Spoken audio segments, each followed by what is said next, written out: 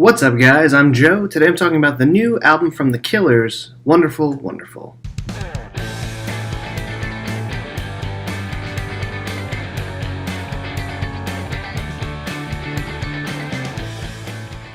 So The Killers are back with their fifth studio album. It has been 5 years since their last one, Battleborn. An album that I thought was okay, just like nothing special, nothing that really stood out. Personally, I think this album, Wonderful Wonderful, is their best since their 2006 release, Sam's Town. They had a nice 1-2 punch when they came out. 2004, they had Hot Fuss, followed up by Sam's Town. Massive hits on both those albums. Their third album, Day and Age, was also another one I thought was only, okay. They went much lighter, much poppier in that direction with those next two albums, so I wasn't quite sure what to expect from this one, especially when the song The Man came out. Not a bad song by any means. I like it even more now that I've heard the full album. Something that you wouldn't really expect from the band. It's very funk-driven, has a nice groove to it, kind of like that funky upstroke thing going on the guitar with a nice bass groove, almost even a disco-y kind of vibe to it. So then I was wondering, what's this album going to be like? Is this single indicative of what's going to come for the rest of the album? Right away after the first listen to this album, you can tell The Man stands out as his own kind of song. I was glad to see that this wasn't going to be a full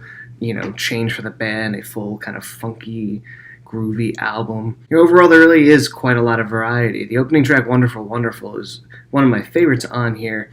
Definitely another, different kind of sound for the band, but one that ultimately works pretty well. It's a very slow and almost melancholy way to start the album. You have a nice bass groove going on, slow building drums, and ultimately the chorus of this song is very powerful, has a nice little catchy hook to it.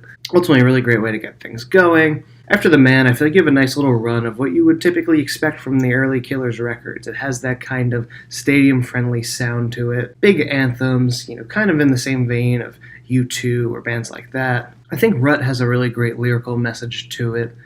I believe it was about Brandon Flowers' wife. It's coming from, I think, her perspective here, and I think what I like about it is really just a song about two people trying to understand each other, especially in a situation where there is a sort of mental health problem. The song basically saying, don't give up on me, bear with me for now, I'm trying to get through this, I want to get through this as much as you want me to. It's just that it's difficult. The idea of trying to climb out as the walls are closing in really paints a good image. And as far as the music goes with it, it kind of really serves the lyrics very well. The refrains in the end with the I'll climb and I'll climb, with the gang vocals and the chanting and just the layering of the vocals on top of it.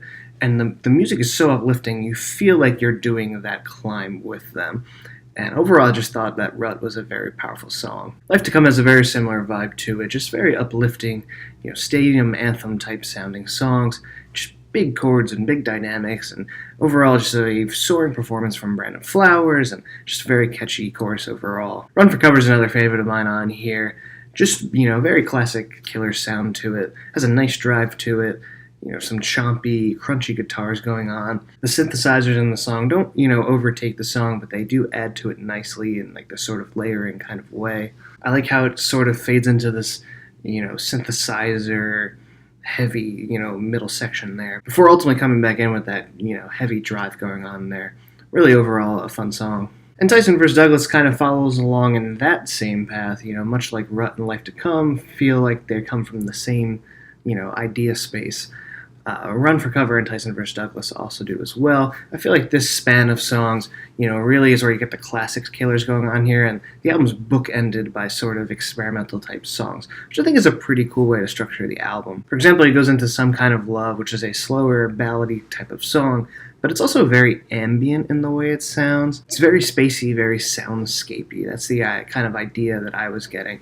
Overall, I really do like this one. I could see how maybe some people would find it a little boring or a little too slow, but I feel like it just gets you in a very relaxed state, and I think that's why I like this song so much as well. Next couple songs are sort of okay for me, out of my mind. It's just nothing really stands out too much to me with this one. I kind of just, got reminded of the last record, Battleborn, listening to this one. Not because it necessarily fits along the same sound, it just, nothing really stands out to me with this one. I just feel like there's not much to say about this song. That's much similar with The Calling. I think it's a pretty good song, kind of mid-tempo, almost bluesy kind of feel to it, which is kind of cool. But again, I just don't feel like there are really any particular highs or lows to this song, like many of the songs on here do have. But the album does end off on a strong note with Have All the Songs Been Written. I particularly like the lyrical content on this one as well. I think much like Rut, it's a very touching song. Brandon Flowers really gets the emotional side of things over very well on these songs. I just kind of get the idea of, he was racking his brain for a song to get through to his wife, to really show how he was feeling. And, in a almost meta kind of way, the song is reflecting that thought process. Overall, I think it's pretty cool, pretty unique.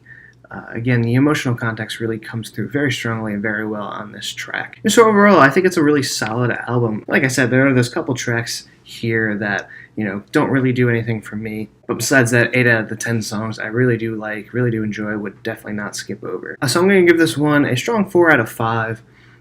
Let me know what you think of the album in the comments.